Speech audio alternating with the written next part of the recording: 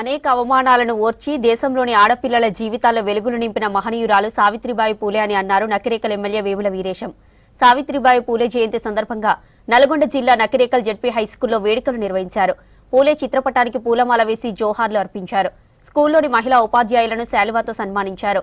నేడు మహిళలు అన్ని రంగాల్లో ముందంజ వేయడం నాడు ఆ మహనీయురాలు ధైర్యంతో వేసిన ఒక్క అడుగుతోనే సాధ్యపడిందన్నారు ఎమ్మెల్యే వీరేశం.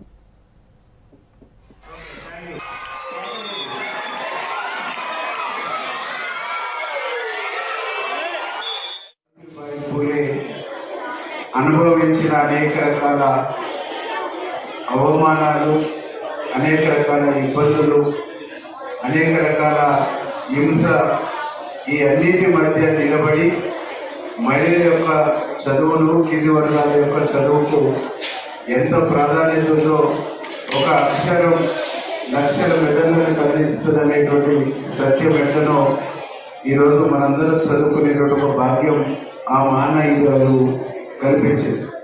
వారి భర్త మహాత్మా జ్యోతిరావు పూలే తన ప్రోత్సాహంతో ఆమె వారిని ఒక స్కూల్ పెట్టి స్కూల్కు పోతున్నప్పుడు ఇంతకుముందు రజిత గారు చెప్పినట్టు ఆమె స్కూల్కు పోయి అక్షరాలు నేర్పుతుంటే ఆమె మీద పెండ మట్టి కొడితే వారి భర్తకు చెప్తే ఆయన ఒకటే చెప్తాడు, ఇంకొక సంచిలో ఇంకొక చారి పెట్టుకొని పోయి ఆ పెండబడినటువంటి బట్టలు పక్కకు పెట్టేసి మంచి బట్టలు కట్టుకొని వాళ్ళకి చదువు చెప్పి మళ్ళీ రిటర్న్ వస్తున్నప్పుడు మళ్ళీ వాళ్ళు మట్టి కొట్టినటువంటి బట్టలు కట్టుకొని రాయని చెప్పేసి చెప్పినటువంటి ఒక మహనీయుడు జ్యోతిరావు పూలే.